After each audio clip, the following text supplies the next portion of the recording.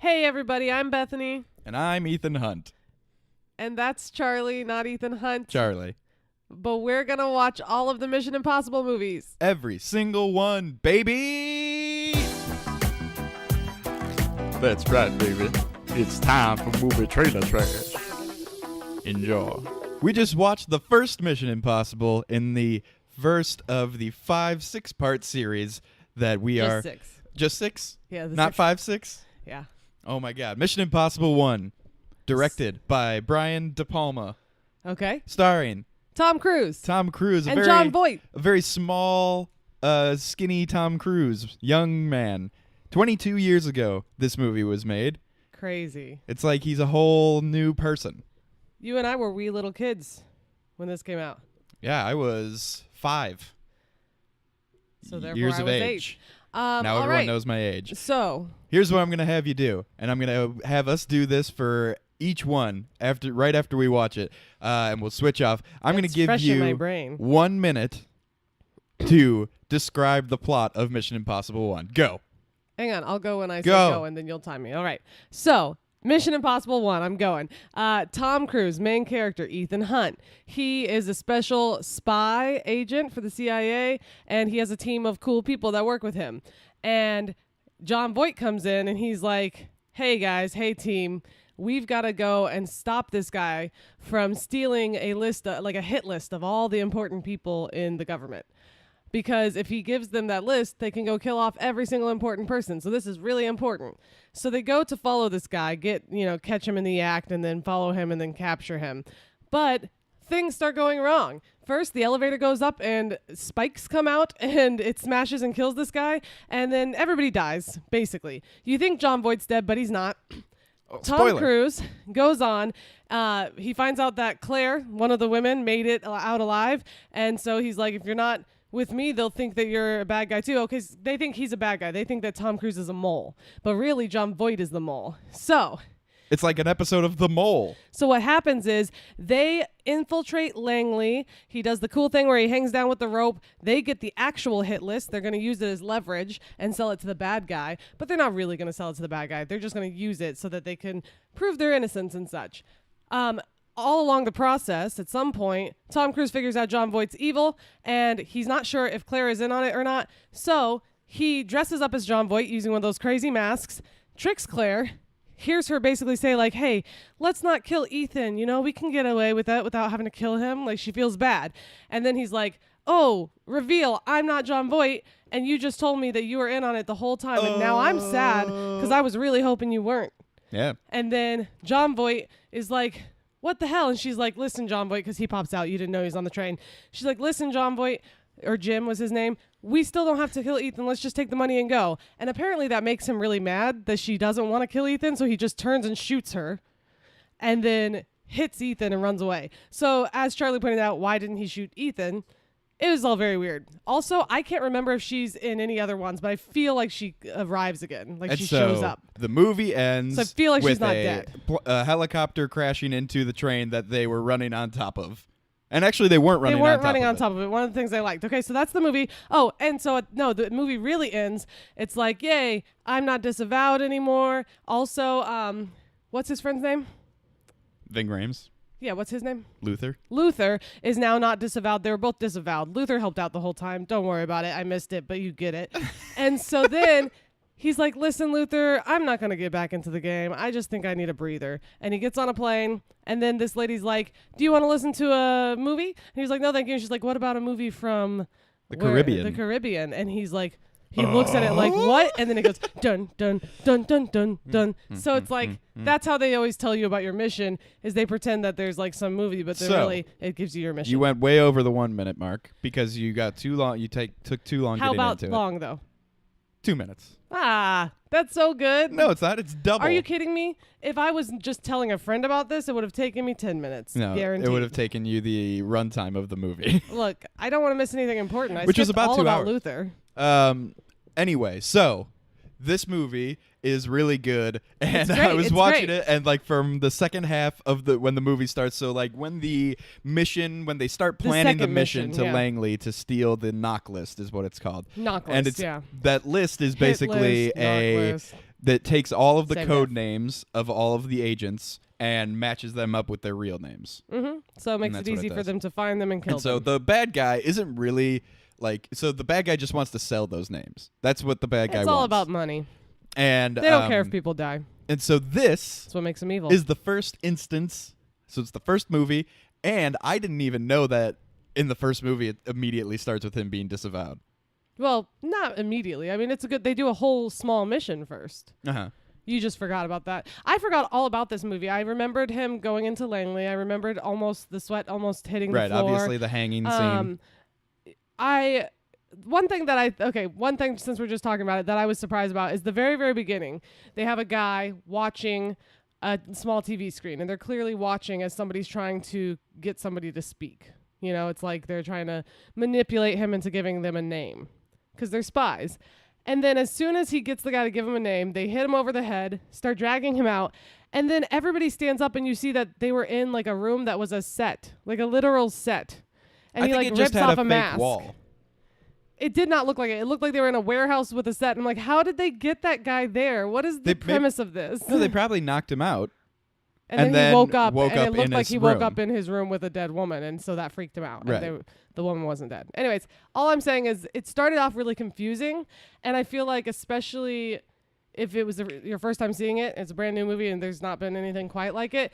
It was really confusing for the first That's 10 but that's why minutes. these movies are great is because I'm like, people wait, what's think happening? people think that they're just like, Dumb action movies. yeah, dumb fun action movies. No, they're but smart spy there's movies. legitimately like 3 different heists basically happening throughout this movie and 2 big action sets and then 1 spy thriller behind it all. Somebody's it's always like doing 4 a job within a job. It's like Ocean's 4 11. different types of movies. Yeah. All at once, and that's why they're so awesome. They take like the best types of movies and they kick out any unnecessary stuff and add a little For humor. the most part. They added, in the next few, we'll see that they added romance that was unnecessary. Mm-hmm. But I will say this. I just realized that Ocean's 11, the reason Ocean's 11, the one with George Clooney, is so good is because it's very, very, very much like Mission Impossible. Yeah, it is. Only Like with they less, do the you know, elevator shaft lower where stakes. but I'm just saying like all the type of stunts they do and the like trickery and the job within a job, like holy crap, it's a lot like it. And so okay, so let's see real Except quick. they're the bad guys. Real quick. Best part, worst part. Best part. You go first because I didn't know we were going to do this. I have no idea. Oh, okay. Well, I would say that the best part of the movie is probably it has to be the scene where they're stealing the list from Langley. Yeah, it has to be Langley. It does. When he's when When he's hanging there, I was He's watching hanging it there. because first of all, it's so good because it's really tense, and it's so tense It's mostly silent. because it's silent the whole time because they can't make a noise. They can't make Raise the any noise. temperature. They can't touch the ground. They can't raise the temperature. They can barely move because this room is so secure. And, it's extremely tense, and there's not a lot of movies nowadays that would just have Silence. a silent scene for a good 5 minutes. Yeah, I pointed out to basically. Charlie, I was like, I love that they actually, because like in any other movie, they'd be like, okay, we can't say anything. And then there'd be some music or something going on that clearly is just background music for us. But no, they had it be as silent as it was so that you could feel the tenseness. Like it's like you're almost holding your breath while it's happening. And that's what's so great about it. So is that your best part yeah, also? Yeah, that's probably the best part. All right, what's your worst? For sure. Also, I like when the knife falls. So at that Ooh, yeah, that's moment, fun. he drops his knife right at the end, but it's as the guy who has the code to the room is opening the door. So he opens the door just in time so that the noise doesn't ruin it. All the alarms are turned off. It's pretty cool. Yeah. Worst part? Worst part. I think that I kind of have an issue with one of the stunts he did, which I know he actually did like an actual stunt with this one, where he like blows open a fish tank, a giant fish tank, and then has to run away from the water, and it's like See, I thought they looked fine. gallons and gallons of water. I thought it looked good. And so the other day I looked up a bunch of his actual stunts to see what he did. So he actually had them like open up a floodgate of water and run from it. Like that was a thing he did. But the way it was filmed, I can't tell what the hell is happening. They like zoom in on a couple people's faces as water's splashing them and then zoom away and then he's running. I just felt like it was really poorly done and could have been way cooler, especially since he went through the effort of actually making it real water coming after. I thought that looked fine. I think that the helicopter stuff's pretty ridiculous too. It's ridiculous, but it also is it doesn't look good because it was made in 1996. Yeah, it looks really But unrealistic. for 1996, I think it looks good. And also, if they were to do that same thing now, I think it would be pretty similar or I think it would be different. I think you would be like, yeah, that was really awesome. He flew a little helicopter into the channel. Yeah. It just looked like it wasn't realistic. But I I mean, thought they aren't always realistic. My worst part for me was the dialogue at the very beginning. Oh, yeah, I forgot about that. So, like, It was very Tom Cruise and his team are trying to, like, hate on John Voight. Okay, you want to tell the story? Go ahead. Yeah, they're all gathered around at the very beginning in this room, and John Voight is giving them their mission and stuff like that, and it's a real straightforward mission. And then every single person that is on the team starts doing like, I don't know, it was very like 80s teenager type of like ribbing the old man. Yeah. Being like, oh, where'd they sit you up this time? The plaza? Oh, I bet he's just rolling in the dough and being Everything's whatever. so cushy for him. Right, When is the exactly. last time you ever were in the field, you old fogey? You old coot.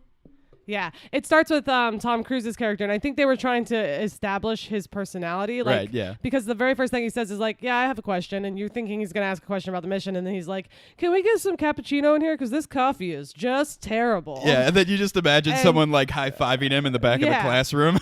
And then, like, the woman who plays John Voight's wife is like, hey, I made that coffee. And it's clear that they're trying to make it immediately look like they're flirting because they're talking about, like, Right. oh, it's just like that coffee you made in that one place. So they clearly go on all these missions together. And John Voight's like, hey, don't make fun of my wife's coffee. Like, you can tell that they're trying to set up, like, okay, there might be a little bit of tension between them. By the way, well, first of all, there wasn't really. No, but they were trying to set it And up like, oh, second maybe of all- these two like each other. It was pretty clear that's what they were trying That's to do. my second worst part of this movie is the fact that John Voight, who I think in this movie is like 50-something years old, you're supposed to believe that He's just married to her. that his wife is this like 20-year-old. 25, maybe. Yeah. That it's just like, and they never mention like, oh, isn't it weird that you're, like, Or yeah, like he might be old, but I just get him. Like there's no moment where they even mention it, as if it's not crazy. They never weird. even try to show you that they are actually in love, No, or it just, like- in fact, that's the thing. or that it's a sham. They don't do There's- either one. There's no romantic feelings. Like there's no chemistry between them. There's really no chemistry between her and Tom Cruise. Except maybe a little more than there is between her and John Voight. It's just like, this is my wife. She's 25 years younger than me, and we'll never mention it, and no one will. They will never even explain touch. Anything. I don't even think they literally touch at all in the whole movie. I don't think so. But yeah, Charlie looked it up, and it's like 20 years difference. She's 25 years younger than him. Yeah, weird. But that was Hollywood, especially back then. It still is It's Hollywood. still pretty much like that. But now also. it's like, wow, 15 years difference. But back then it was like, so the main guy's going to be 60 years old. So let's get him a wife. Who should it be? That hot 25-year-old. Okay, let's do that. Because that is cool. Well, you know what? That's what everybody wants the to main see. reason An old man for with that a young girl. is because all the directors and all of the writers at the time were Old 50-year-old men that. Wanted to imagine themselves with 25-year-old women. Right, exactly. It's just like in It's Chef. gross and stupid. It's like in Chef where he wrote and directed the movie Chef, and his two love interests in it are Scarlett Johansson and Sofia Vergara. Yeah. At least Sofia Vergara was his age. That made sense. Yeah, I mean, but- it still didn't make sense, but He's Jon Favreau. people like He's a people. very talented man, but he is not the most attractive person in the world. But he cooks up a good Cuban sandwich. Yeah, that's true. All right, so I think that's it for this, right? Yes. All We right. need to move on. We've got a lot of movies to watch. We'll be back in a moment. Coming up, Mission Impossible 2, notoriously the worst one.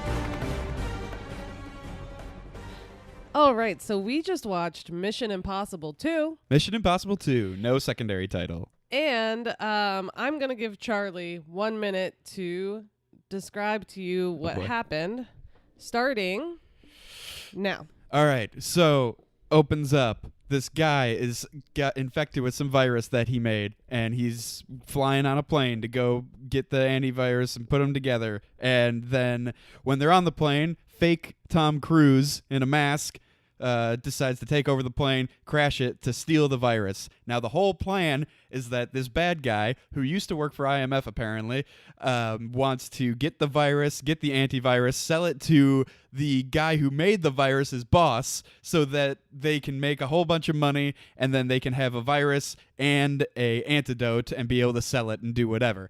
Meanwhile, the woman from Westworld, Maeve from Westworld, is a thief and used to date the bad guy, and so IMF tells Tom Cruise that he has to go seduce her and recruit her and have her go and contact Ambrose, that's the bad guy, so that all this stuff can happen. But what happens at the very end is that am I at a minute? Yeah, but go on. All right, so what happens at the very end is that they eventually get to a place where they both figure out the antivirus and the virus are going to be at the same time, and they both try and break in and get it in their own ways. And Maeve from Westworld injects herself with the last remaining bit of the virus. And so there's this whole big sequence afterwards that happens that is probably the coolest part of the movie, but is utterly meaningless. He's just running away from the bad guy on a motorcycle while Maeve is dying of the virus and he has to get her the antivirus. And in the end, he saves her and they end hugging in the sunlight. And kissing. And smooching and hugging in the sunlight. And he says, let's get lost. Let's get lost, baby. Let's get lost somewhere, whatever. So, essentially, it was your classic want to control both sides of a virus so that you could profit off of it. So I think we've both established that it takes about 2 minutes to describe these movies, but that's okay. Yeah, it was exhausting. But this one especially, okay, so this is, as Charlie mentioned before we watched it, this is kind of, everyone has, what do you call it, known? Everyone hates this It is known movie. as the worst one. Yes. And I think it's pretty obvious, right? Why? Like when we were watching it. Because it's bad. But I'm saying like as we're watching it, there's all sorts of moments where we're like, oh yeah, this is why people hate this. Mm-hmm. And here's the thing. As we were talking about it, Charlie and I kind of both came to this conclusion that it's like a movie. It's like we came in halfway through a movie. Right. Like we missed all of this backstory and all of the character development. So it could have been good, but this bad guy who used to work for MI6. Sean Ambrose. No, IMF. MI6 Or, is yeah, James sorry. Bond. I'm sorry. IMF. So this bad guy that used to work for IMF, basically he and Ethan had worked together before, and he had doubled as Ethan before. That's why Yeah. he had the mask, Mm-hmm. right? They actually asked him to double as Ethan on the plane. They didn't know he was going to steal it and go rogue and go bad.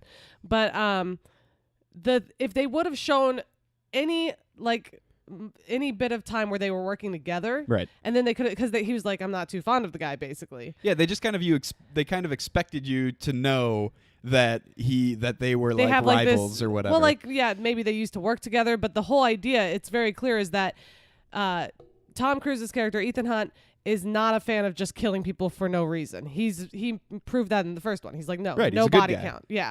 In fact, we whereas the were other talking guy- about it after we recorded the little segment for the first one, that in the first one, he doesn't shoot anybody. No, I At don't all. even think he really shoots a gun. During the entire time, he doesn't shoot He a gun barely the holds a entire gun. time. He holds it a couple times. Yeah. But anyway, so in this one, he makes it clear that like that guy loves to get his gun off. He Mhm. says like he just loves to shoot people and whatever. It would have been interesting if we had seen them kind of like working together and having this big thing where he's like, you promised no, body count. Look Yeah. what you did. Like if they would have had a falling out, it would have made it so much more interesting when they came to this moment during a shootout in this where they're kind of like stuck because neither of them wants to shoot the virus or anything. So they're just kind of stuck talking to each other and they're like having it out, Right. They didn't do that. Also, when he goes to meet Maeve, we'll just call her. What's her name? Naya in this Naya. movie. When he goes to meet the lady from Westworld, he's supposed to convince her that she should work with them. And how he does that is he chases after her. She's like, nope. So he chases after her in a car and then almost gets her killed, Almost kills her, almost chases her off a cliff. grabs her. And instead of the two of them climbing out of the car that's hanging off the edge of the cliff, he looks at her and then they kiss. They smooch. They And it was smooch in the ridiculous. sunlight. So, okay, we were gonna do the like worst part, best part, and for me, the whole time I was like, that's the worst part. Is there's this moment where they've been racing each other, and then she takes her eyes off the road because she's looking back at him, and he's like, eyes on the road, and then shit happens because a car comes around. Uh-huh. She starts spinning around. He tries to save her by letting her car hit his so she doesn't go off the cliff. And then their cars basically interlock and are spinning around in slow motion. And you just see his hair flying in the wind because he doesn't have the buzz cut anymore. He has long hair.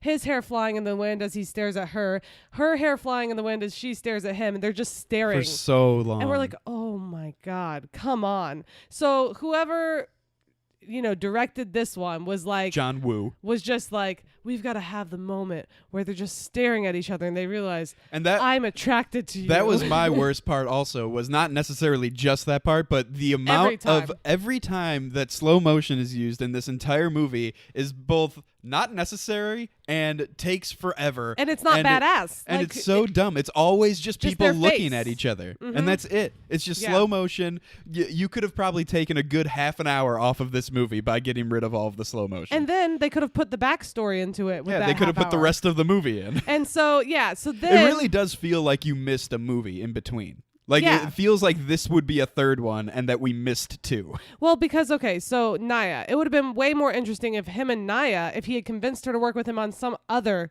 thing.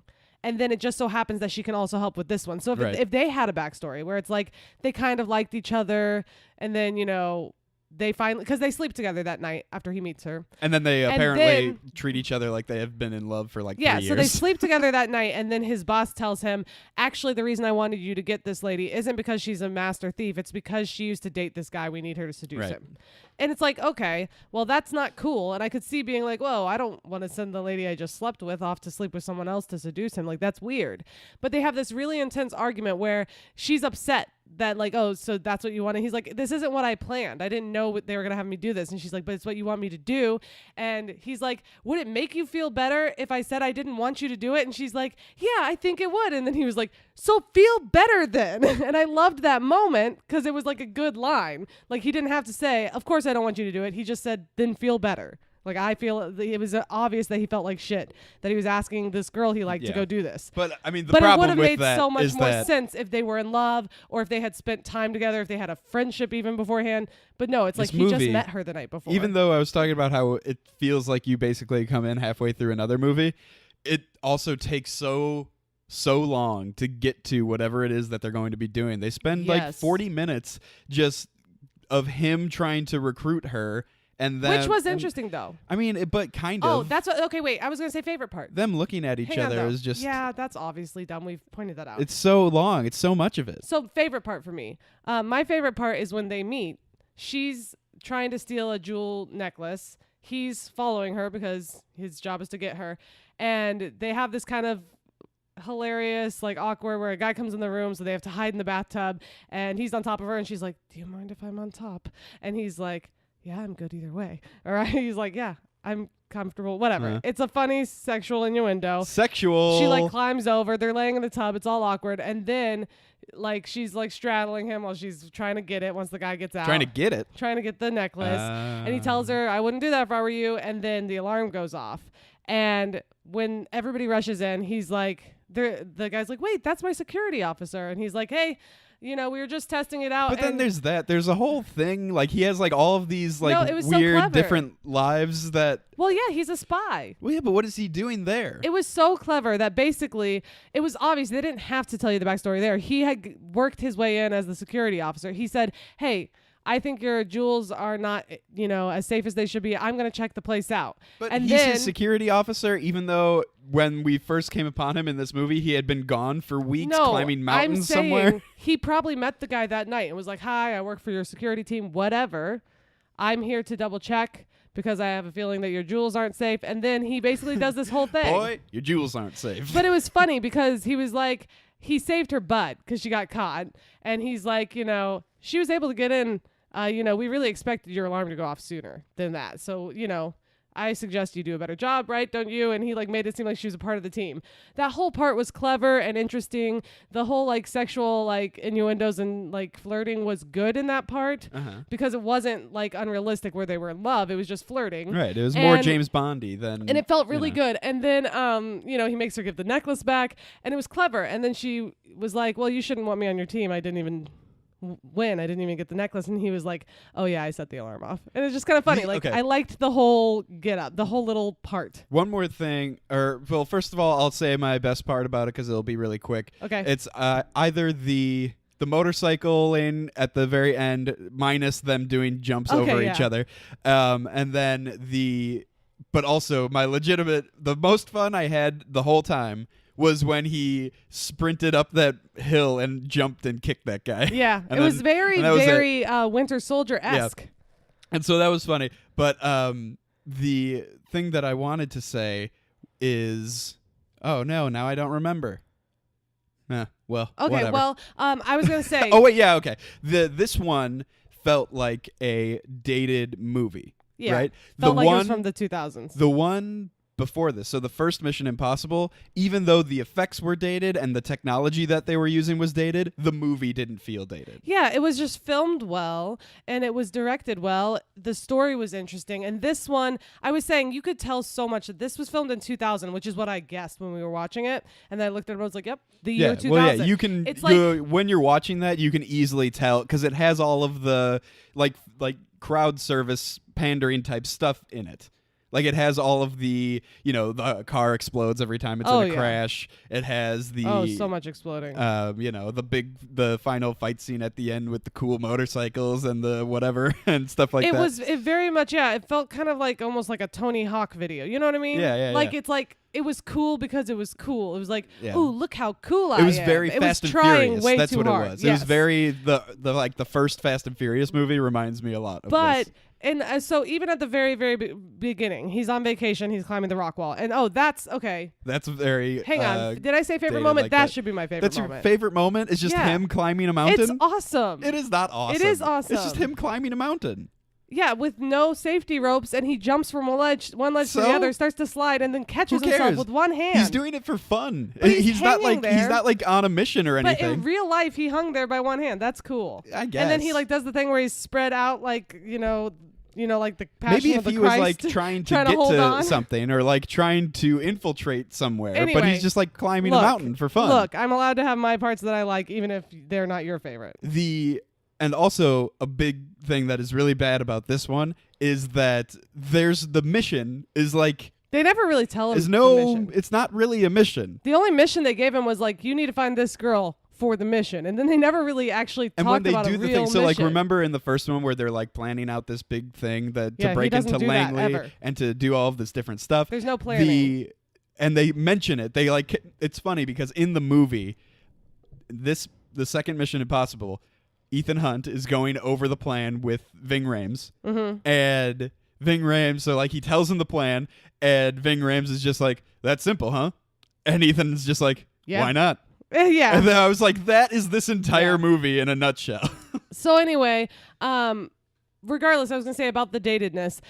While he's climbing the mountain, he gets to the top and then he sees a helicopter. They point at him and point in front of him and they shoot what looks to be a little rocket, but really it's just a little message to him. He goes it's over like a lawn and dart. he's like laughing, like, oh my goodness, I can't believe they found me. Because he's clearly just on vacation.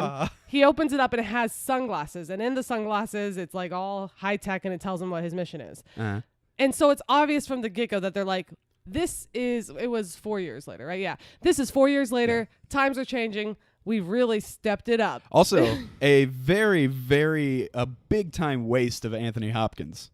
Yeah, that's too bad. They could have used him in this movie big time. But yeah. They should have had him be a different role. Like, they should have had him be the villain. But anyway, so they stepped it up because in the first one, they had these little, like, almost cassette tape type things they would give you while you're on a plane, So they stepped it up. I get it. And I'm okay with it being dated because that's kind of fun if each one gets more and more interesting with the different new technologies. I'm just not okay with they were trying too hard to be cool. No, but you understand what I mean, though. Like, the movie felt dated. Yeah, but that's what I'm saying, though. Not the time period. Exactly, but I'm saying it would have been okay if it felt dated because of those little technology things. But yeah, they were trying too hard to be Ethan Hawke cool and not Ethan Hawke. No, Tony Hawk, sorry. Tony Hawk cool and not like real person. Like he's cool because he can do all these things, not because he's riding a motorcycle and his hair's blowing in the wind. Did you notice that as soon as he ran out of that like tunnel, he put on his sunglasses for no reason? Well, the sun was out. You don't want the sun to get in your eyes. I'm surprised he didn't rip his sleeves off. Anyway, okay. One other thing. So I was gonna say my worst part was them being slow motion, but actually the absolute worst part. Yep, I know what you're gonna is when say. they drive the two motorcycles toward each other. They've been shooting at each other and chasing each other this whole time, but now they're looking at each other, revving their engines, and we're like, why aren't they shooting at each other? Then they go as fast as they can, game of chicken. Both of them pop a wheelie, and then they leap at each other and tackle each other. They just smash into each other in midair and oh, roll down the hill. As they leap and they jump into each other, the two motorcycles collide and explode. And there's what I'm talking about, the Tony Hawkness of it, the whole cheesy action movie 2000s. It's just too much. Like somebody was sitting in a room and was like, oh, then they can leap off their motorcycles, and their motorcycles would collide and explode. And it's like, what? Yeah. No. Oh, okay. So why would they do that? before we move on to the third one, I'm gonna, and I obviously know what you're gonna do, but I want to remind myself that we're gonna do a ranking at the end of each one. Okay. So we've only seen one, and obviously you can only rank it as number one. And now we've seen two. So I would imagine for me, I'm going to say Mission Impossible 1, then Mission Impossible 2. Obviously, yeah. And let's not kid ourselves. It's probably going to be the bottom of the barrel for sure. Probably. But honestly, for being a bad, cheesy, dated action movie, it's not the worst thing in the world. It would have been 1,000 times better with a little bit of backstory and a little bit of character development. That's all I'm saying. All right, so let's go third to one. The third Mission Impossible. And you know what? I'm not too exhausted yet. Boom. 2 movies in, and I'm raring to go.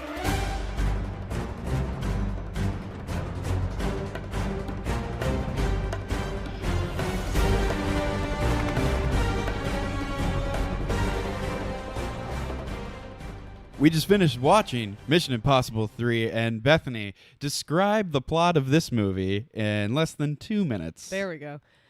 Okay, so Ethan Hunt is going to get married. Apparently, he's taken some time out of the spy business, fallen in love. He has an engagement party. Everyone's happy. But then, of course, the night of his engagement party, an old friend of his is like, hey, I need to talk to you. I have a special mission for you to go on. I'm like, wow, great timing, dude. So they go on the special mission to save this girl this woman who was trained by Ethan Hunt. Apparently, Ethan has been training people, but no longer doing active work. So they try to save her. She has a bomb in her head. They're like, okay, well, we can get it out by charging it with an AE. What do you call that? By shocking her chest. Defibrillator, yeah. Yeah, shocking her chest. But then right before it charges up, boom, she dies. They explode her brain. So that's sad. Moving on.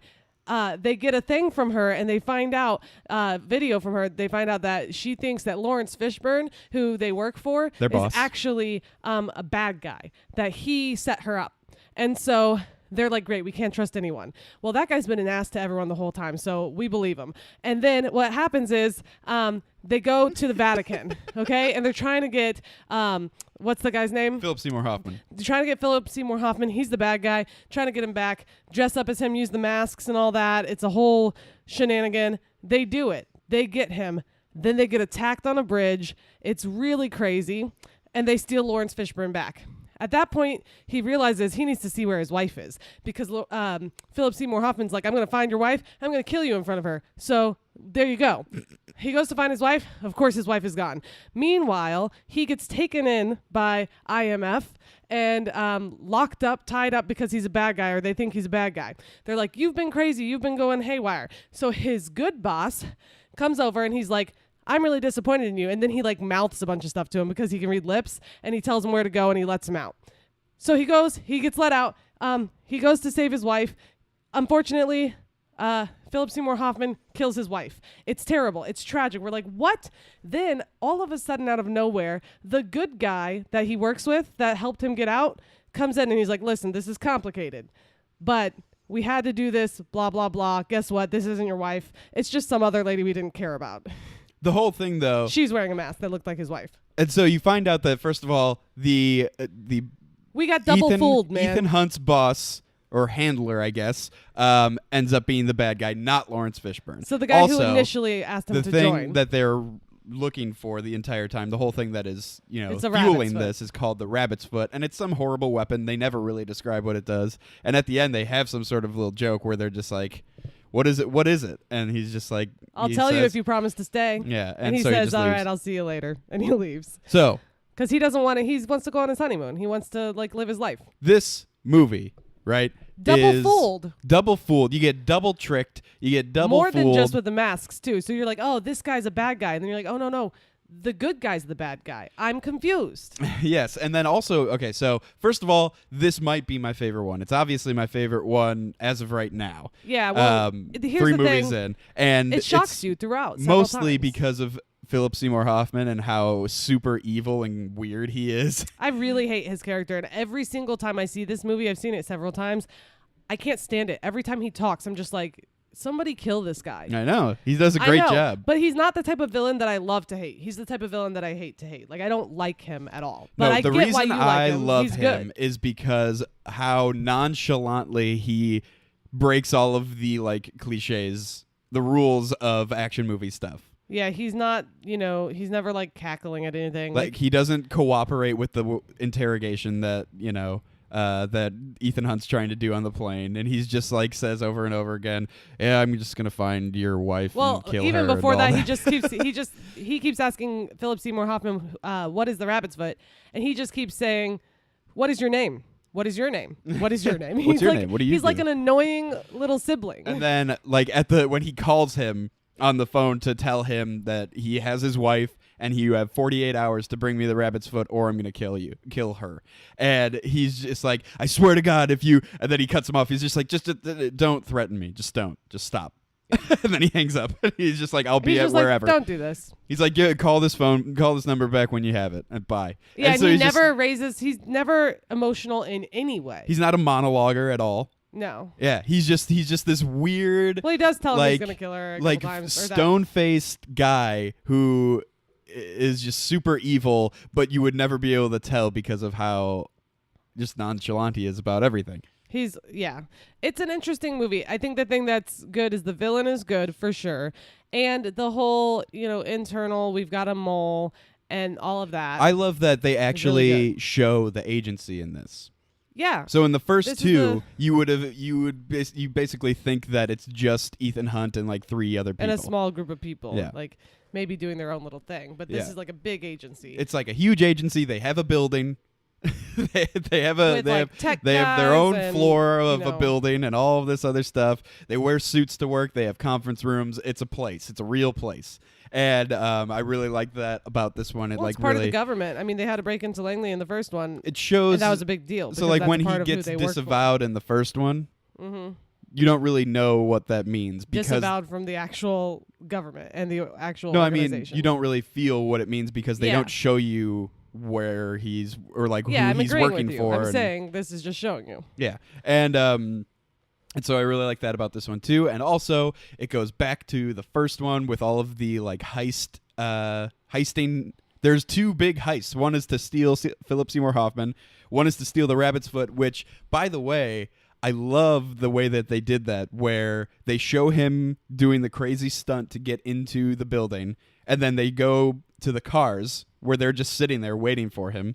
Yeah. His You team get is to just see sitting what it there would waiting be like for to him. be them. And then all of a sudden, you just hear, "I got the rabbit's foot, but I can't make it to the roof." And they're just like, "Wait, what? What?" He's like, "Look up, look up, look up." And he just bowls out of a window. He just crashes through a window and jumps out into the street. And Yeah, so we didn't get to see at all what happened while he was in there, which is kind of cool because Right. yeah, you got to see what it was like from their perspective. it was interesting. And you could tell that, like, so just have J.J. to Abrams trust him. directed this one.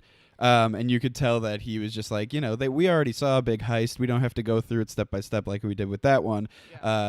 But we do want to do these awesome stunts. The nice thing is, even though they put a romance in this one, it was better than the other one because they didn't have any of the crappy longing stares and stuff. It was more realistic. It was just like 2 people who love each other. It wasn't like over the top and annoying and like over dramatized. But as I predicted, that Naya lady, she gone.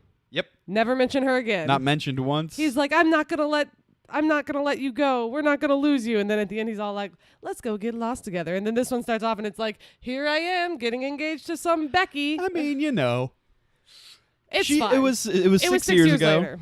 People had forgotten, and Yeah. people didn't care. 6 years later, Yeah, I mean, you it's move possible. It on. You happens. move on in your life. Absolutely. I mean, you need some more stability in your life than a thief and someone who knows you're a spy. All right, so this is gonna be hard, but least favorite part and best and most favorite part. It's Oh, so hard man. because so much just happened. I think my most favorite part is the Vatican heist. It's Yeah. done really well, and I love Tom Cruise in the like fake Catholic outfit, Oh, yeah. dress robes, As and the I Padre love or whatever. when he first puts on Philip Seymour Hoffman mask, and the guy comes in, he's like, "Are you okay?" And his voice modulator's not on yet, so he's trying to stall, so he just starts coughing, and he just coughs for like a good 30 seconds, and it's hilarious. So that's probably my favorite part, I think. I think A lot that happened, so. my favorite part. Oh man, I don't even know because I really love the whole sequence with him talking to him on the plane. Yeah, where he like he hangs Philip Seymour Hoffman I out the remember plane. watching it in the movie theater and like being like, "Whoa," because like this is a type of villain that I've never seen before, Yeah. and just being Well, in awe of how he was playing it. One of the things that's cool about that scene is that both of them are really good at what they do. So both of them are ignoring the other person. Like Philip Seymour Hoffman is calmly trying to upset this guy. Do you have a wife or a girlfriend? Right. You know, he's trying to upset him, and it literally is not getting to him. The only time it gets to him is when he mentions the person who he helped train, who he killed. Like, he only breaks when he's like, "Oh, you know that girl I killed? Yeah, that was nothing. That was fun. That was fun." Yeah. and he says it like that. There's not even emotion. And it's so funny because it's not he's like, so, ha ha ha ha, I'm evil. That was so fun, you know. but he's also so clearly How other villains like might be. trying to get under his skin. Yeah, but and he it just worked. does. Yeah, and, it worked at that point, but it took a while. Also, the thing where he dangles him out of the plane Yeah. is Intense. it's way better when you see it for the first time when you don't know it's coming. So like when he first does it, the first time you see it, and he just like starts cutting those like the like straps that he's strapped into that chair with. You're just like, oh my god, he's going to. I do think they added more humor into this one than the first two.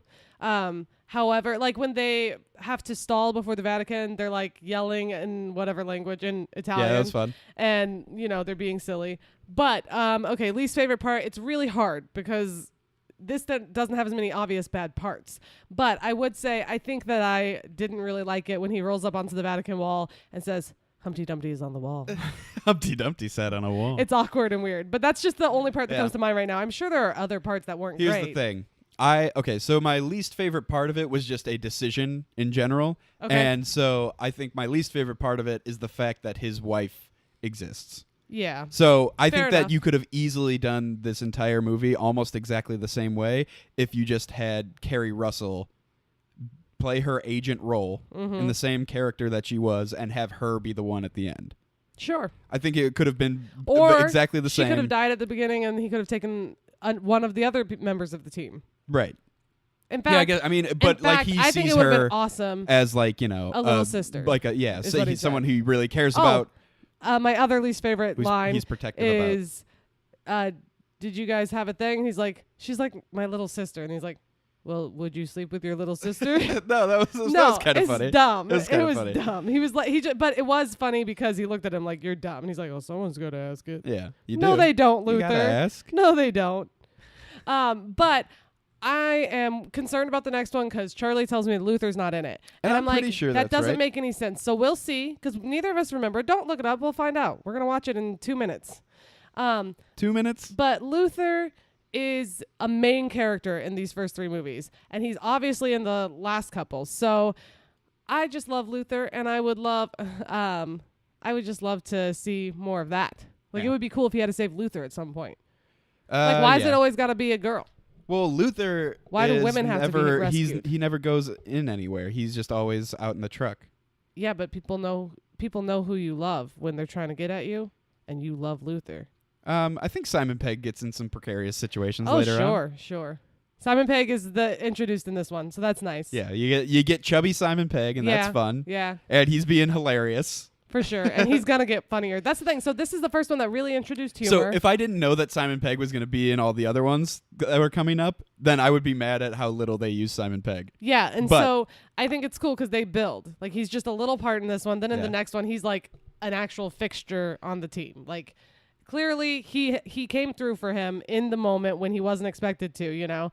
And so clearly Ethan's like, you're on my team now, man. Yeah, so You know? yeah, It's so awesome. worst part for me is probably just the fact that they created that character Yeah. and made that storyline because it was kind of unnecessary.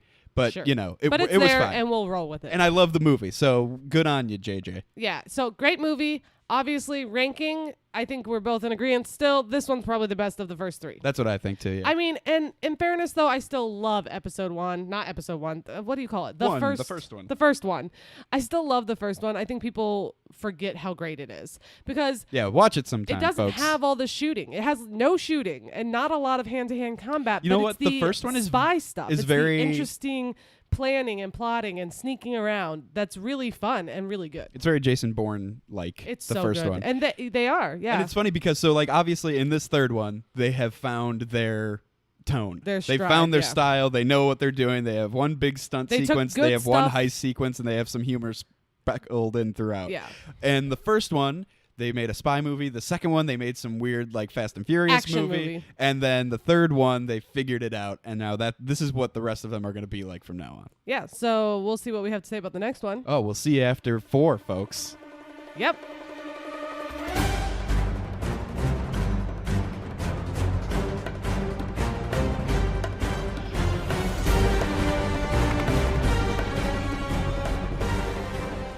Okay, we just saw Mission Impossible Ghost Protocol, Protocol. also known as Mission Impossible 4, and Charlie's going to describe it to you in about 2 minutes. All Go. right. Okay, so this guy, evil guy, crazy nuclear extremist, steals Russian launch codes from another IMF team. Meanwhile, Tom Cruise, locked in a Serbian jail, has been off the grid for quite some time. A team rescues him to try and find these launch codes. A whole bunch of crazy stuff goes down, and the IMF is completely disavowed entirely because someone blows up the Kremlin while Tom Cruise's team is inside of it. Because there's a guy in there, same nuclear extremist guy, who is stealing a nuclear launch device. You see, he's gathering things to shoot off nuclear missiles. And so when they figure that out, they go to a hotel in Dubai. Tom Cruise runs along the side of the wall and does some crazy stunts. I don't really know what happens there. They just kind of, their whole plan gets screwed up. They're trying to give fake codes to some guy so that they can track the guy back to the other guy. But then it turns out that that guy is the guy that they were trying to track in the first place, and the codes that they're giving him are the real codes. So who knows? But after that, they go and they find the guy in India who is at a party of someone who is able to control a satellite, because that's the last piece they need in order to launch nuclear missiles. So the bad guys get the upper hand, they beat them to everything, and they launch a nuclear missile, and then Tom Cruise drives real fast and goes and fights the bad guy in a carport of some kind, and eventually gets his hand on the nuclear launch device and smashes the button, disarming the nuclear warhead and saving the entire world. All right. How'd I do? Minute 46. Oh, with time to spare, baby. However, you did completely leave out the fact that Jeremy Renner joined the team, and everybody thinks that Tom Cruise's wife is dead, and that's why he's in prison, because he killed her murderers. But he finds out at the very end that he just faked her death to protect her. Well, yeah, but, that's not important. There's that. Well, yeah, I mean, Jeremy Renner is a pretty big part The of it. most important thing about this one is that Simon Pegg is now a main character. Well, yeah, and also he made it clear at the end of this one that he liked this team. He felt like they worked well together, and so he gives them all a mission. So now apparently he gets to dole out missions. And I was saying this is the first one that ends where it's clear that they have another one in mind. 100%. Right, they planned it out. They know yeah. who the bad guy's going to be. So, okay. Lot of thoughts. This was good, first of all, but I do have my least favorite thing about it. Oh, what's your least favorite thing about it? The chase scenes go on for too long. Really? Which ones? So the one where they're in the sandstorm and he's chasing after the guy was fine, but it just kept going on and on and on, and it wouldn't have bothered me if that was the only one. But then at the end when he's trying to get to him in the carport and stuff, Yeah. I'm just like, and so it's kind of a twofer. It's that it goes on too long, and this is all the movies across the board, that the villains just keep going when it's like, oh my God, they clearly would not be getting back up. Well, everyone It's keeps just like, going. yeah, but it's he like keeps they're going. robots. I Yeah, mean, but he's the protagonist. Like, I just think there's a certain point where it's like, come on. Come on. There's Really? okay. So He just dove off a building and he still turns his head to look at you. No, he's dead. I can see that. I think that they wanted the people who made the movie wanted everyone else to know that he knew that he failed. I understand that, but it was dumb. And also, just it went on too long. The chase scenes. I can see went on that, but too I think long. they were fine. I think that the worst I got part. bored during the last chase scene. Well, by far the worst part is that Ving Rhames wasn't a main character. Yes, but so that's Luther, and we argued on whether or not he was in it, but he was in it, He was in it for like literally 10 seconds. which is fine. He showed up to talk to him about what happened. He had been disavowed, and he didn't happen to be where they were, and so he wasn't a part of the team. They didn't really have a way to get a hold of him. He's probably the best part of these movies, But in or best fairness- character of these movies. In fairness, they did not have a way to get a hold of him. They were with the people they were with. Everybody had gone dark. It was Ghost That's Protocol. true. But you know what's weird? I don't think that the girl is in the next one. Well, things happen. I guess contracts Maybe once happen. she actually listened to the mission, because they all take their phones to go listen to the mission, she was like, no, I don't. never I'm not mind. accepting this one. Well, she was shaky anyway because she murdered that girl who killed her boyfriend, probably. Yeah, boyfriend. And also, I love that scene where she kicks her out of the building. Yeah, it's awesome. Especially, again, the Is first that your time favorite that I moment? saw it. It might be. It might be. It was definitely my favorite moment, I think, the first time that I saw it. Because you didn't expect that. Because, yeah, and it had happened so quick. You're like, oh, God, she just kicked her out the window. And she's just like, well, because oh. you know the window's open, and you're thinking, oh, maybe she'll just shove her out, but you don't. But then you're like, nah. And it's an She awesome might kick, almost too. do it, but no, she does. My favorite moment is him running on the building. You just can't get better than that. Yeah, it's pretty good. You can't. Well, and especially because I've seen the behind the scenes where he's actually harnessed to a helicopter outside that actual real building, the tallest building in the world. Funniest. And he's literally jumping out of the window and running across he did that. How amazing. The funniest moment is Jeremy Renner and Simon Pegg talking in the plane, going over the plan of how he's going to catch him using that magnetic robot. Yeah. So that's great. That's great. They were just going back and forth, and it was very And fun. I catch you. I don't get what's so hard to understand. But another worst part Okay. and I'm putting this at the Oh, yeah, because end you of haven't both really of said them. your worst part. No, well, I think the worst part is that Luther's not in it. Oh, okay, yeah. But He should have been in it for sure. the worst part is also some people's favorite part, and it's where he goes, "Mission accomplished," and he hits the button. Yeah.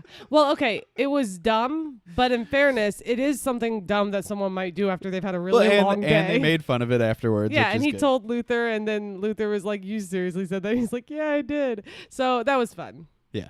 I mean, you can forgive them for it. I will. So this is interesting. I don't know. Okay, so we're gonna rate them, right? So I feel like the third one and the fourth one are both really good movies. Mhm.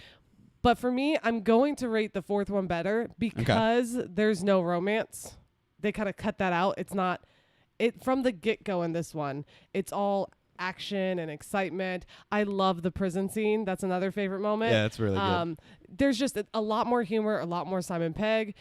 However, I found myself being a little bit bored during that last chase scene. And I never was bored during the last movie. So You wanna know why? It's complex to me. So the climax of this movie, I'm putting 3 still in the lead for me. So I'm doing 3 Ghost Protocol, 1, 2. And I'm doing 4, 3, 1, 2. Yeah. And the reason for that is the climax of the third one is better because the villain is... Oh, yeah, the villain was better. And you know that's who the another villain thing. is. In this one, you basically just see him off in the distance. You never really... Yeah. You never really have any... And he's just a crazy time. extremist, and you don't really know Right. why. The other guy, the villain was better in the third one. So I am... Like the villain in this movie had like 5 conflicted. lines. Yeah, and I am conflicted because they're both really good. But I personally prefer... I think there was more awesome scenes in this one. I still prefer it. Yeah, the action in this one, I think, is definitely better. Yeah, but I think that... I think that the third movie Well, also, it's was just better. hard. Okay, so at the end, when there was the chase scene, it wasn't just the chase scene. It was also the other people doing their thing. It was kind of going back and forth. So it was like, okay, we got there, but he already pulled all these plugs out. We got to fix it. Oh, but the power's off. Okay, I'll go get the power. You go get this.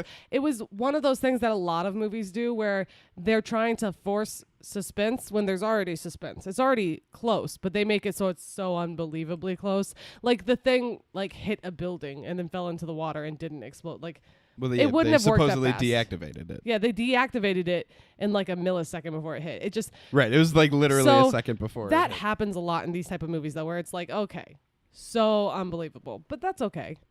You know, it's fine. But that's like one of the things I didn't he like. drove a car off of a, what did they say, 100-meter ledge and hit it face first into the Yeah. ground and was fine. Well, he wasn't fine, but he was alive. He was alive enough to say mission accomplished while pushing a button. It's clear that they realized that he can't keep having his wife be around. So at the end, they just showed him smile at her, and apparently they both love each other enough to be miserable because they have to be away from each other. And also, so this one was directed by Brad Bird, who is the writer-director of the Incredibles movies. And I think, so like when he got this job, I think that this one, this was 2011, Okay. I think. Okay. Yeah. And so when he got this job, basically the only thing he had ever done beforehand was The Incredibles, and I think Ratatouille was before this. But it's so obviously a perfect fit. Yeah.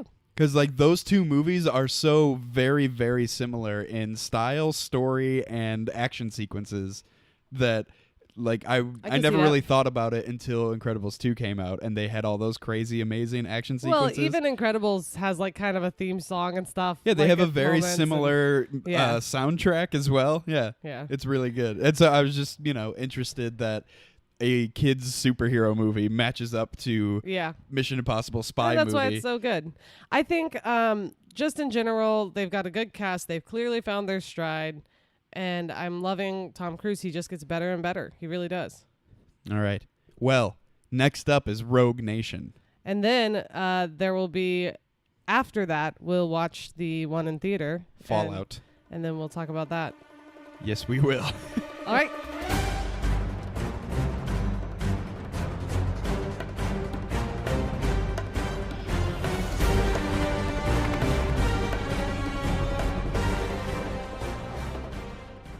We just finished watching Mission Impossible Rogue Nation, and it is almost 2 a.m, and we made it through the entire day of all of the Mission Impossible movies. And Bethany is going to do her best to explain the plot of Rogue Nation to you, the audience. All right.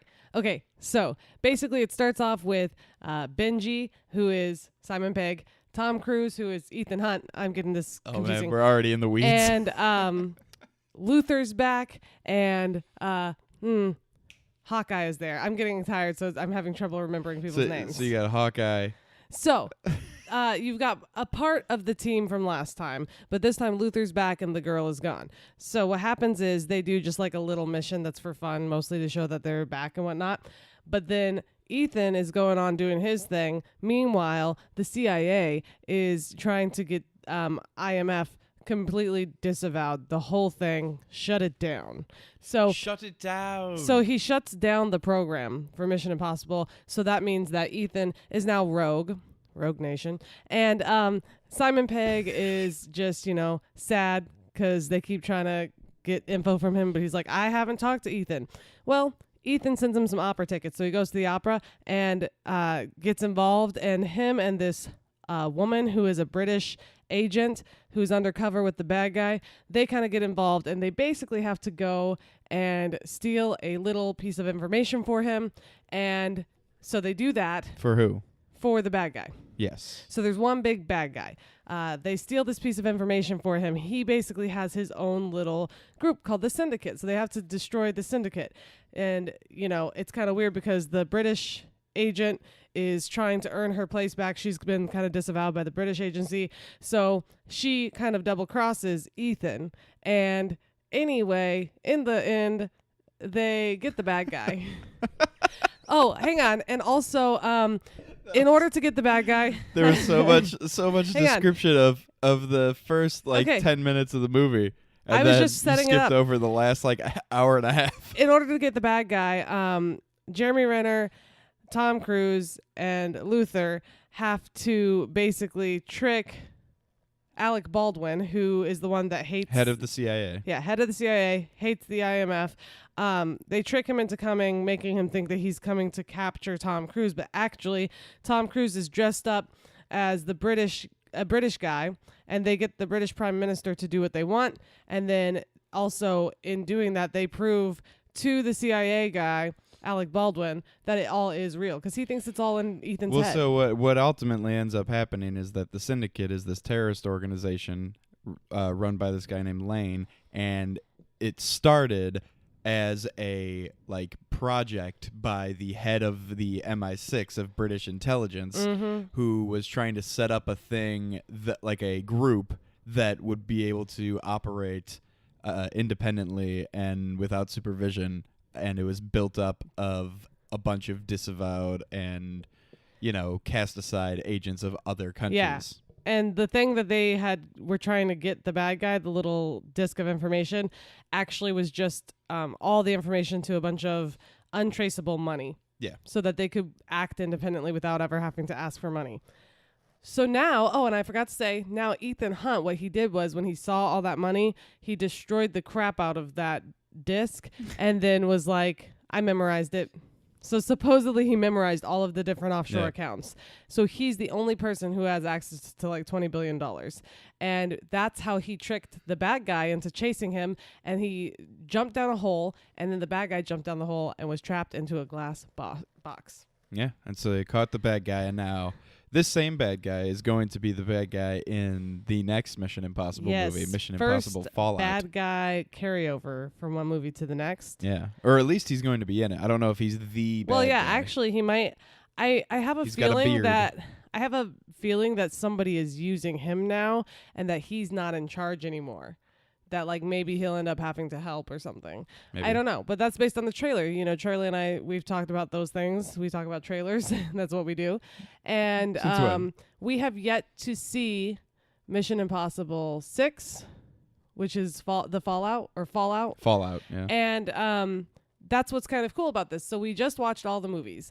We're going to tell you what we think about this one, and then we're going to leave, go to bed, wake up, and watch the next one, and then we'll come back tomorrow fresh so that our brains are working better, and we'll give you all the spoilery things that we think about it. So best and worst part of this one for you. Okay, so the worst part of this one is probably a lot of people's favorite, but for me, there's a part where Tom Cruise jumps into a giant vat of water, and a current takes him down there, but then he has to swim his way out, and he's supposed to be able to hold his breath for 3.5 minutes. But of course, right as he's about to leave, his brain shuts down because it runs out of oxygen, and he just is going to die. And drowning is my biggest fear in the whole wide world. And I really had to basically just look away and barely pay attention to get through it. In past viewings of this, it's when I'm watching him, I want to hold my breath, which obviously a person can't do. Not the average person, and I get scared and I hate it. But I know that it's cool. It's cool because things turn out wrong. They turn the water back on. He's already in the water, but they turn the current on, and the girl jumps in and saves him. So that's kind of cool. Yeah. Because she can hold her breath for almost 2 minutes. She was able to do the thing. But that's my least favorite. What's your least favorite part? I don't know. It's such a good movie. It is a good movie. That's why my least favorite part's it makes me feel sick to watch it, but I know it's a cool thing. My least favorite part is that it's probably a good 20 minutes too long. Yeah, and that's kind of what I was saying with the last one. I just think they kind of carry it on a little bit, where you're like, and it's mostly oh my goodness, just how many twists and turns do we have to have? Little stuff. Well, there's basically several endings to it. You know what I mean? Yeah. It's okay, they got the thing, and she returned it to the British guy. But wait, he won't let her come back. Wait a minute. He's in on it too. So they do something else, and then they steal Benji. So wait, now we got to save Benji. Right, yeah. So and that's kind of a thing they do, but it's fun when you're watching it for the first time because you're like, what's going to happen next? But I think after you've seen it, it feels like it's dragging on a little. So favorite part? Favorite part?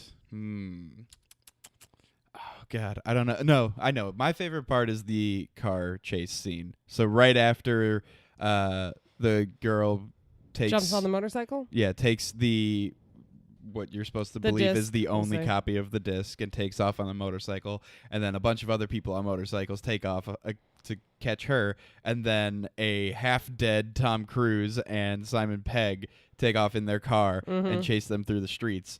The driving stunts that happen during that time period are They're amazing. crazy, They're yeah. so good.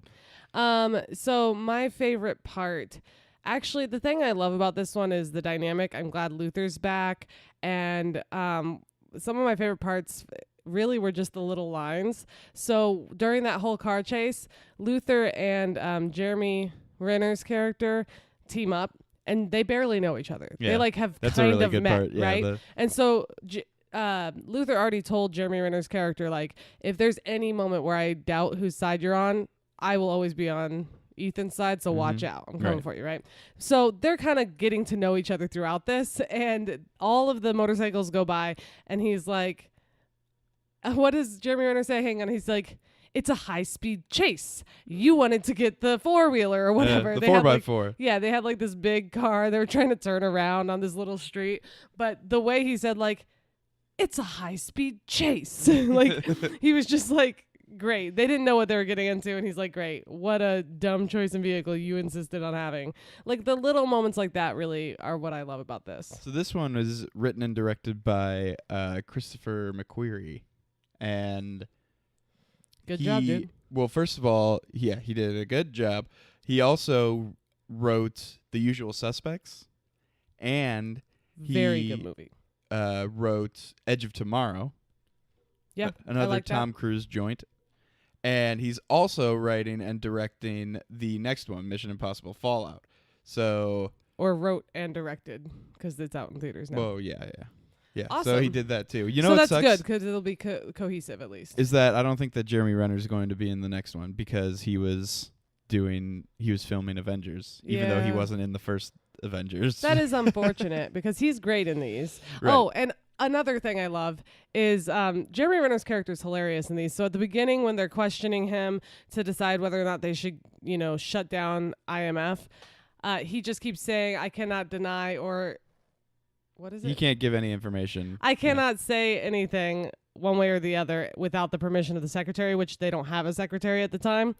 And then at the very end, they're basically asking them to please reinstate it. And they ask him, like, well, what do you think about this? And he says that same phrase again. It's just, there's lots of little funny things he says. It's great. Yeah, there's a lot of good dialogue in this one.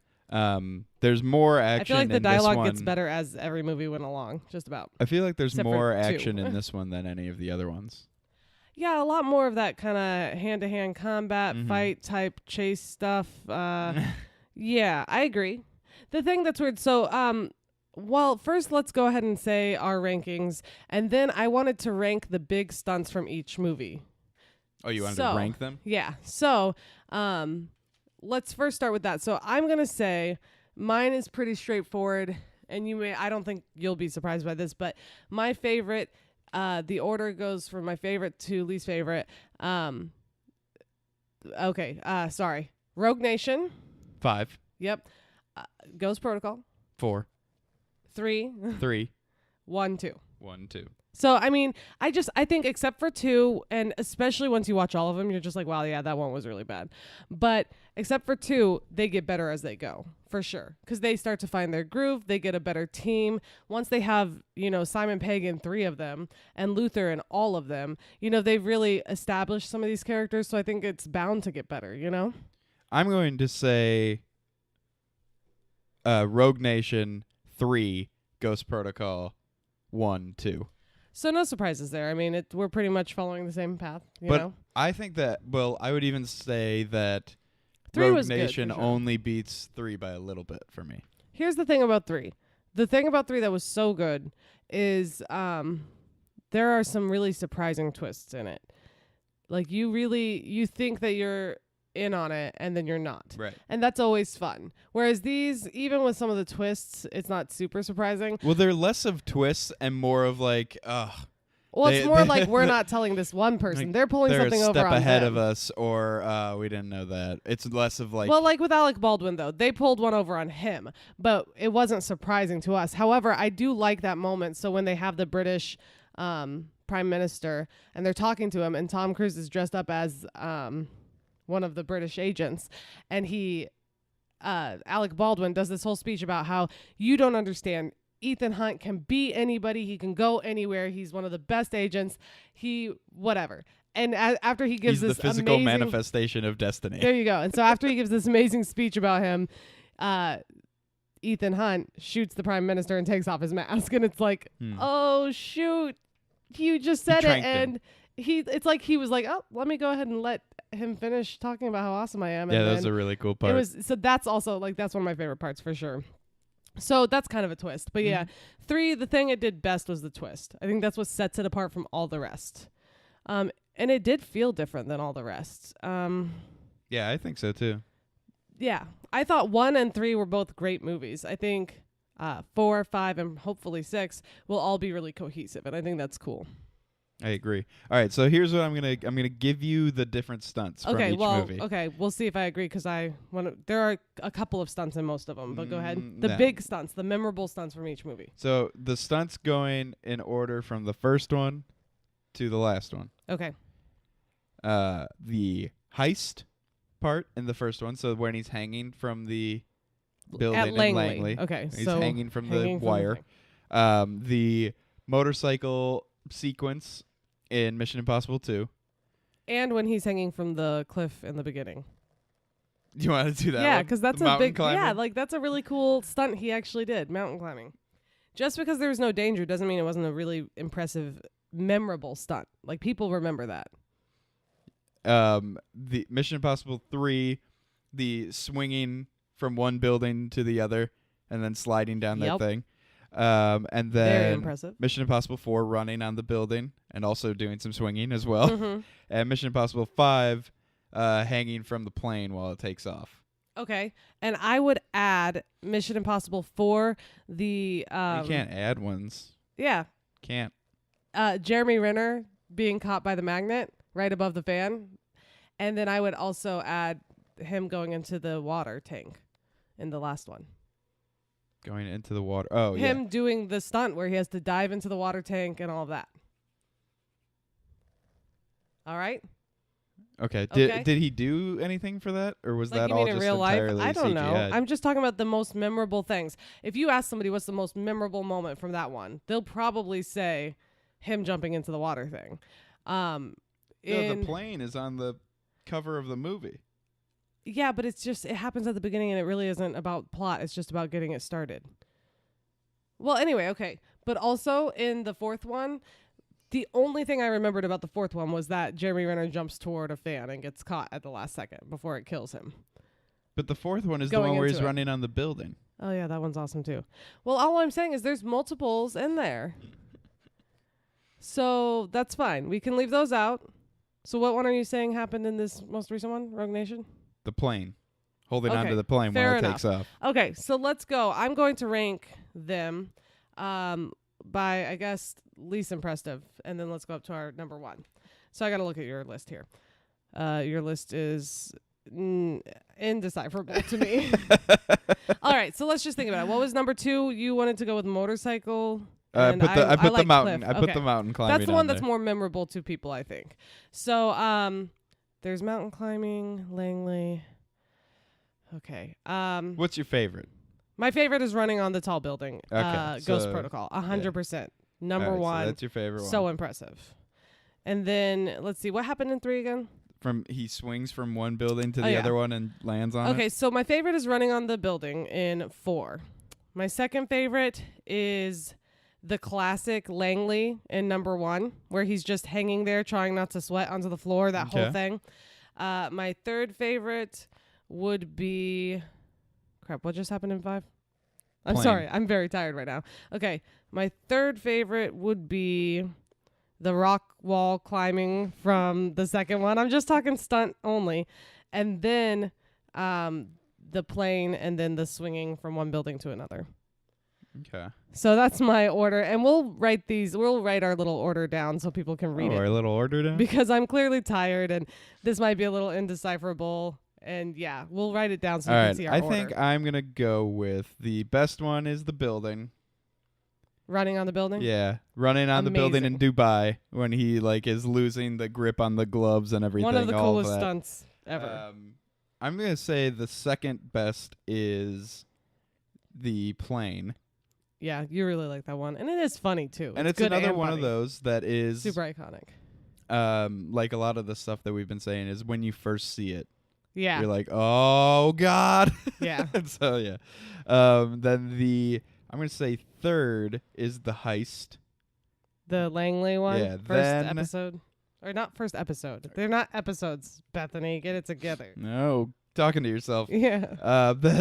Then the fourth best is Mission Impossible 3 when he swings onto the building. That's pretty Yeah. cool. I feel like that's underrated. Well, it is by me apparently because it was my least And favorite. then the mountain climbing is the least impressive. I don't know why. I just didn't care that much about the swinging one. I really liked that scene, but the stunt itself, I don't know, man. I don't have great reasoning. It's just how my brain is like, that's fun. I like that. I just rank them. It doesn't make any sense. Well, there you go. There's your rank thing. The next thing that you will hear is going to be our review, I guess, of Mission Impossible Fallout, which we will be going to see right now. Well, and also, hang on. We're still going to do the same format. So we're going to start off and Charlie will recap for 2 minutes. So it'll be spoiler filled. We're going to literally tell you the entire plot like we have so basically, for each of these movies. Starting now, spoilers for Mission Impossible Fallout.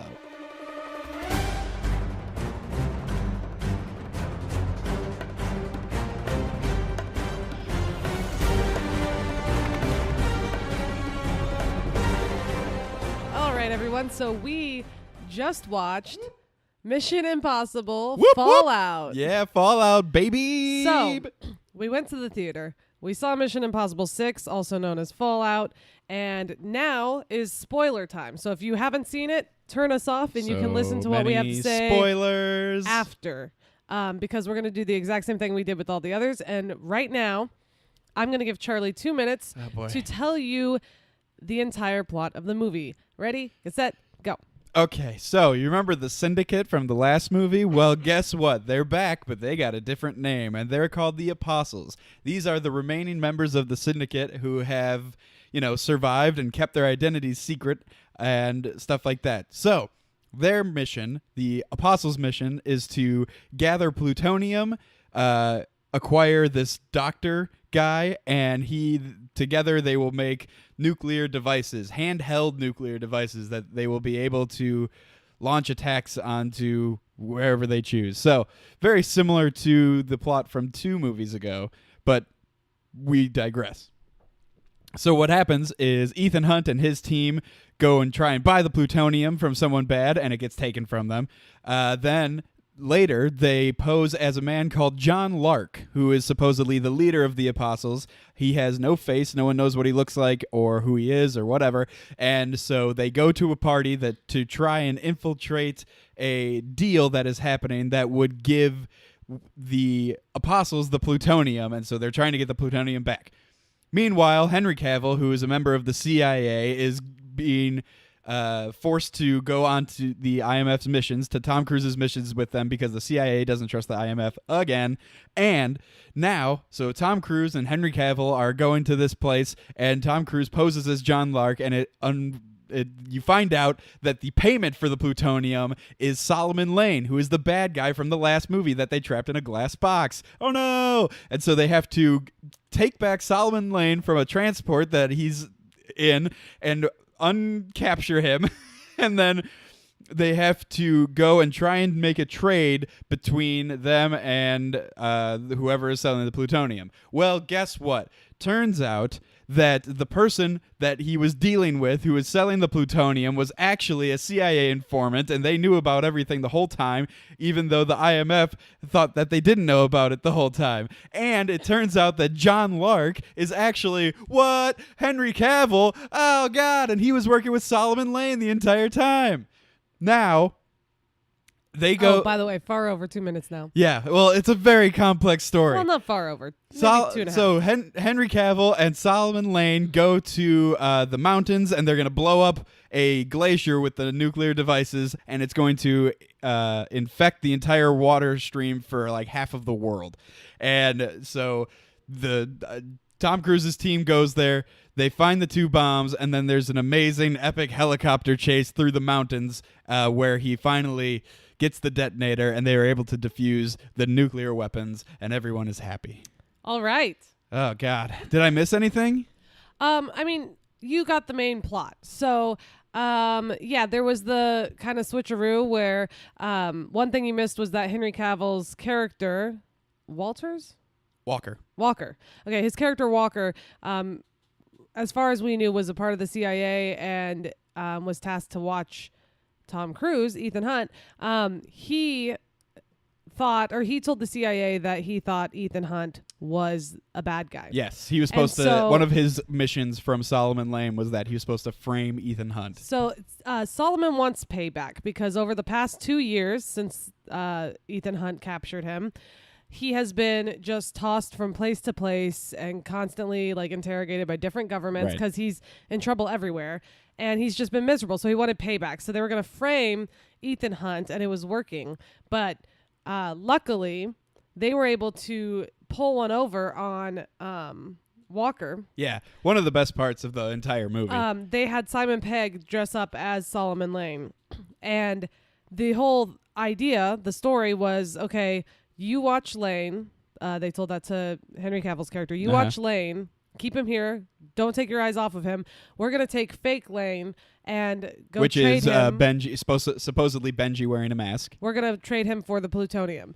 As soon as they leave, Henry Cavill goes in to talk to Lane. And, he immediately reveals himself to be a bad guy to us. Right. He reveals it to the audience. He's like, listen, he just starts talking. And basically... halfway through, he's getting upset because Lane wants to get Tom Cruise first. He wants to get Ethan Hunt. And he's like, it's not about one person. Like, that's not what our whole mission is about. And he's like, you know what? The CIA director was correct when she said, the IMF is just a bunch of grown men wearing Halloween masks. And then he pauses and he turns around and he's like, and then Simon Pegg takes off the Lane mask. It's like he realizes right in that moment. Henry Cavill rips it off of his face. Yeah, because he gets angry. But yeah, so it was so well done because they have Simon Pegg sit in a chair right behind the actual Lane. And I remember thinking, like, why would he doesn't have to like sit beside him and make to make this happen? But they clearly were trying to trick Henry Cavill's character. Right. They were both sitting there, and then he couldn't remember which one was the real one, and then he got up. So that was a really good moment. Right. And actually, I would say. I'm going to go ahead and say that's my favorite moment. That's your best moment? It was a really good reveal because Henry Cavill's being an a-hole and you're just like, oh, God. And he has been this whole time. Yeah. And then that moment where he's like, they're just a bunch of grown men in Halloween masks, and then he stops. And that moment of realization is hilarious. Yeah. They got duped. And that's another thing that Charlie mentioned to me is that the entire movie, Henry Cavill was underestimating Ethan Hunt. Right. And the whole team. Okay, so actually here, let's do this for this one since we just saw it and it's brand new and it's fresh in our minds. We'll do best moment, best line, best action. Okay. All right, so your best moment is Henry Cavill figuring out that he got duped. Yeah. I think that It's really good. my best moment has to be, oh man, there's so many good ones. The reveal of... I think, okay, so it's kind of the same time, but it's the reveal of Alec Baldwin not actually against Tom Cruise. Yeah. So like before they do this plan, Alec Baldwin surprises them at the little safe house that they're at, and he starts, going off on him. He's like, I didn't want it to be true because in the last movie, the whole movie, he thought that Tom Cruise was the bad guy, and he was actually trying to hunt him down and kill him. Yeah. And so he just comes in, he's like, I didn't want it to be true, but we got this evidence, and it connects Tom Cruise to all of this different stuff. He just was like, we have to take you in. No, but like... It didn't seem like he actually believed the evidence. He's like, we have to take you in. This is the best thing we have to do, and we have Lane, so let's just take him in too, and we'll get this sorted out. Yeah, and so he's just like, all this stuff, and then Tom Cruise injects his neck with like the tranquilizer gun that is sitting on the thing, and he passes out. And Tom Cruise looks at Henry Cavill and he's like, we're the only way you're gonna get the plutonium. Are you in or out? And then goes on to the next scene. That whole part with Henry Cavill and Simon Pegg and the mask happens. Yeah. And then Alec Baldwin shows up behind him, pointing a gun at him. And you've seen Henry Cavill during this entire movie just beat the hell out of people who have guns and all this stuff. He's a trained assassin. And Alec Baldwin is, an older man. And and so Henry Cavill immediately just rips the gun out of his hands and just goes click, click, click, and it's completely empty. And Alec Baldwin is like further away now, like 5 feet away. And he's just like, oh, you were doing so good up until just now. Then he points the gun at him, and he's just like, I'm pretty sure this one's loaded, and they walk him out. Now, right after that, a bunch of other chaos happens. But you're saying you like that line or that moment? No, I like that moment of realizing that Alec Baldwin was with them the whole time. Oh, yeah. I like that. Well, yeah, because then at one point, one of them, I can't remember who, was like, good job, welcome to IMF. Yeah. So, like, he obviously has been a part of IMF, but it's like you've actually been on a real active duty mission now. Right. Like, good for you, you're in the field. Now, I'll go best action next. Okay, go ahead. I mean, okay, so this is personal. I think that a lot of other people will like a lot of more of the stunts better. Yeah. But the fight scene in the bathroom at that club that they were at was amazing. Well, and the thing is, they show a decent portion of it on the trailers, but it's still really good. Well, and you don't really know what's happening in the trailers. You don't really know how many people are in the bathroom or what is going on. It's just Henry Cavill and Tom Cruise getting the shit beat out of them by this one little guy. Yeah. And it's so good. They're fighting, but they're obviously. Both fighting really hard. It's not like doing they're a good losing job. the whole time. They're like holding their own, but there's two of them.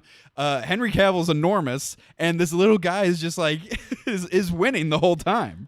But in fairness, he was fighting for his life as far as he knew, and they both, knew they had backup. They probably weren't fighting as hard as they would. It was crazy, and they were like throwing him through walls and stuff. It was really, really awesome. Oh, okay. So my favorite action is actually just when he's running away, and part of it's because of the humor of it all. But once they figure out that Henry Cavill is the bad guy, the lights go out, he escapes, and so while he was escaping, Luther puts a tracker in his neck, so they can track him now, and then. They tell Ethan, okay, go after him. And he's like, wait a second. And he puts a tracker in his neck. And they're watching them so they can help him. And so he's running and running. And this has become a theme with these movies where Simon Pegg is guiding him through stuff. So Simon Pegg is helping. So basically since him. the end of the third one. And he's helping him out, and he's running around the city. And so he's up on top of buildings, jumping, and all this stuff. You saw a lot of little clips of it in the trailer. And there's like one moment where he's running up a spiral staircase, and Simon Pegg's like, why is he running in circles? Yeah. So that was funny because all he can see is the little dot going around. Yeah. And then there's a moment that I actually saw a little Facebook clip about this where he's like, which way, Benji? And he's like, right. And he's like, right now. And he's just standing in the middle of an office, and a bunch of people who are working are just staring at him like, why is this man sprinting in here and then yelling to nobody? It looks like he's a crazy man. And then he jumps out the window and he sprints across this building, the top of this building, but it's like a weird roof. So it's like, I think Tom Cruise probably actually sprinted on that, and that's scary because I'm sure he had like harnesses and stuff. Right. But he's like sprinting across this little skinny part of this roof, and it's really then cool. Obviously a few other of the great action sequences. There's a few car chases that are great, some motorcycle really chases good, that are great. Obviously the jumping out of the airplane is amazing. But probably the most impressive sequence is the helicopter chase / climbing up the helicopter. Well, that's the big finale. Right. It's interesting. I've noticed in these movies is there are in a lot of ways they're like Jackie Chan movies. Okay, because we were kind of talking about how Jackie Chan does his own stunts, so does Tom Cruise, right? Well, I've noticed that actually within the last three, the last three. Mm-hmm. So this one, 4 and 5. 6, 5, how 4. basically at the end it's just Tom Cruise and the bad guy having a duel, having a fight, just the two of them. It always comes down to just him and the bad guy, and the fight goes on for a really long time. And that's Jackie Chan. I mean, Charlie and I went and saw last year we watched all the Police Story movies. There's 3 of them, and they're amazing, but with each one there's one scene at the end. Actually, the first one, it's him versus a bunch of people, but it gets better and better where he's just like, it's him versus the big boss, basically. We say it's almost like a video game. It's a video game. And so it's like that's him why versus these the big movies are boss. so good. There's very video game-like. So that's cool, and I've noticed that about this, but it's really cool, and they do a good job for sure. It's never my favorite fight, though, and that's true for Jackie Chan movies, too. The big boss is never my favorite. that like I get they do a lot to make it really cool, but I like a lot of the other little stuff. Okay, least favorite moment. Oh, I was thinking about this on the way home, and I'm trying to remember what I was gonna come up with. I mean, it's hard. It's almost a perfect action movie, and It's so it's great. really It's great. hard to try and find a least favorite moment. I'm thinking. I mean, I don't know. I think that it was.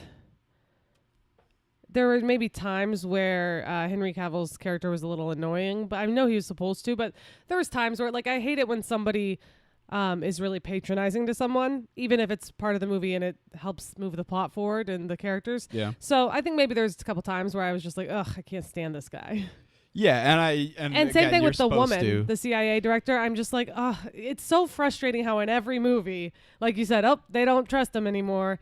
It's Right. like they should be so secret that the CIA doesn't even know about them. Like, You know, I'm gonna take a cop out, and I'm gonna say that my least favorite part of this was the fact that Jeremy Renner didn't get to be in it. yeah, well, that's not a cop out. That's fair. Because I did that with the last one with Well, yeah. with Ving Rhames Yeah, but that's fair. That's good. And two ago.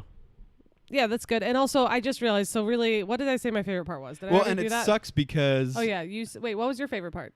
my I said favorite. You said favorite action scene, but Moment. what was your moment? Oh yeah, okay. Both of ours was when he They did were the both. reveal. It was the general reveal But of then, the twist, basically. Something I just have to say, another one of my favorite moments is you guys got to realize we just watched this movie and this was our first time, so we're more excited about And this. it was probably the than- buildup of the entire day before of watching Yeah. every single other one. And seriously, if you haven't seen the movie and you're willing to put the time in, it was actually awesome that we watched all It's 5 only of them. 10 hours. Yeah, but it was seriously awesome that we watched all 5 of them because it has little Easter eggs and throwbacks back to the very first one. Yeah.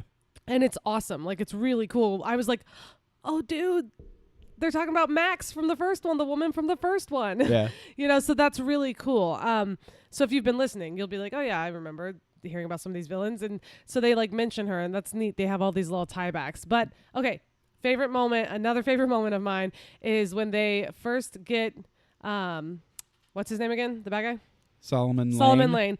They get him. He's in a straight jacket, and they're driving him around, and it ends up just being Tom Cruise and him driving around, and someone's trying to kill Solomon Lane while they're driving. And the whole scene is just quiet.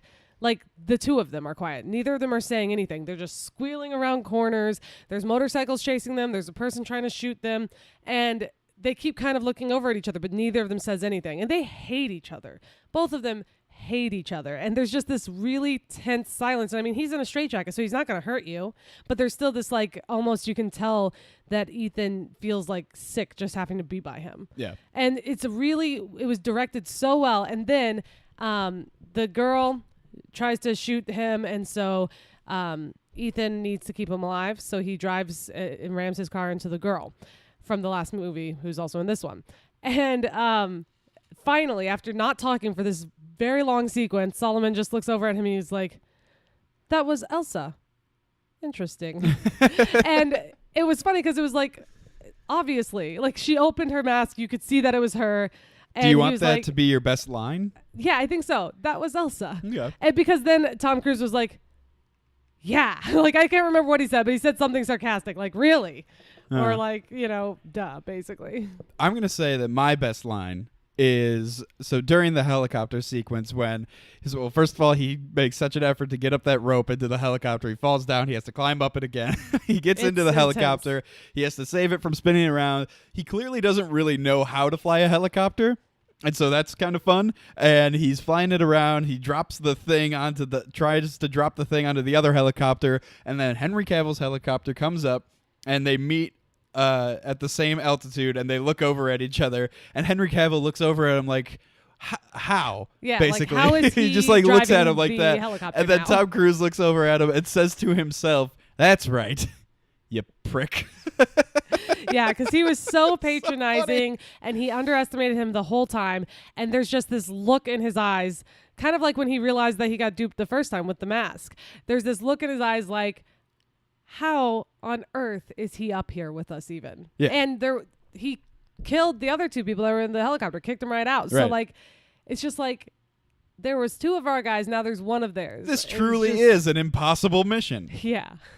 It was great. All of the acting, all of the kind of relationships were still really good. One thing I liked about it was that they go ahead and confirm to us basically that Julia, his ex-wife, has moved on and remarried and is happy. So that's kind of cool because they've had trouble from the get-go with trying to figure out what kind of a romance they're going to give him. And they wanted a romance, but they couldn't really keep the movies going very realistically they wanted if he him to had be a civilian. They wanted him to be like James Bond. Yeah, at first. But if he had a civilian wife, it was just too much of a liability. It works for one movie. And they obviously thought that the third was going to be the end. Well, and also after So- I think that after the first one, they didn't think that they were going to make another one. And then after the second one, they didn't think that they were going to make same another after one. the third, yeah. And same after the third. I think. Yeah, Maybe. because they kind of had it No, like, yeah, he's yeah, like, yeah. I'm going to go on my honeymoon. He wasn't going to promise that he's Right. coming back. Yeah. So the thing is also, it makes a lot more sense. Like if somebody's going to retire and they are brought in on one more mission, But Yeah, so I always kind of they see couldn't like keep him doing the missions if he had a wife. 4, 5, and 6 as the trilogy. That's how I see it sure. right now. Yeah. Because you Yeah, know, like it's all 3, it's a continuation. They're all together. like 1, 2, and 3 are all very separate They're movies. a part of the universe. They're the Mission Impossible universe. And then like cinematic universe, and then the last 3 are like a trilogy. They're all 3 go Yeah. together. Yeah. But I thought they just did such a good job wrapping that up, because in the last one I was like, why are they trying to introduce this new girl? It's like they're trying to make it seem like they like each other, but he clearly still loves his wife, because they show that too. And so it's like, no, he gave up his wife so that she could have a real life, because he loved her and she loved him, and the best thing they could do for each other was to not be together. And now he can save the world, and she actually helps save the world too, because she's a nurse and she's a damn good one. She goes all over the world now with her husband, making a difference. And so they're both doing their part, and it's kind of awesome. I thought that was a really good way to kind of tie in that whole narrative. Yeah, I agree. So let's rank. Let's rank. Okay, I'm gonna go first because I think I might I have a change that might surprise some people. So I've been thinking about it, and so this, I'm gonna go with this one being my favorite right now. So Fallout, the most Because recent one. duh. It was so good. They just get better with time because they're figuring out the formula. The cinematography is great. The directing, it's just really good. Then not episode. I keep doing that. The 5th one, which is Rogue Nation. Okay. Then the 3rd one. Okay. I've changed my mind. I've decided the 3rd one's better than the 4th one, and it's mainly because the villains are more interesting. Uh-huh. The villain in the 4th one, kind of lame. I mean, it has it has my absolute favorite stunt where he's running on the building, but so it goes 6, 5, 3, 4, 1, 2. Mine is the same. Exact same? Uh-huh. Which makes sense for you, because that's kind of how yours was. That's how it was that's how I knew it was going to be. But I'm glad that I changed it, because I think I needed Now, to see this one see, to realize that the 4th one wasn't as good as I thought. It was good, but what not I'll as mention, is that this one I think is vastly superior to all of them. Yeah, but it would have never made it if it hadn't had those others, for and sure. so you gotta For respect sure. that. But you know what? I think they're all great quality, but I realized on our drive home, I was thinking about it, and the 4th one is most similar to the 2nd one. In just some of the, it's just a little sloppy in some places, some of the action and some of the different stuff.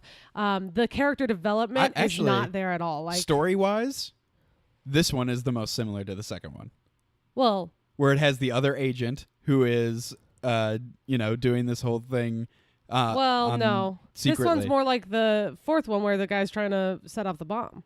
Well, no, that part of it. The end set of off it the is, nuclear yeah. bombs. But the story of the 2nd one is that it was a fellow agent who he didn't like, who ends up being but evil. he realizes it from the beginning. But this one is a fellow agent who he doesn't like, who ends up being evil. Yeah, but I'm just saying, like, the 4th one, I think the villain wasn't very strong, and the character development. So you had the young-looking white guy that was kind of Tom Cruise-esque, and you had the black woman, and they were cool and they were fine, but they didn't give us any real character development or reason to like them.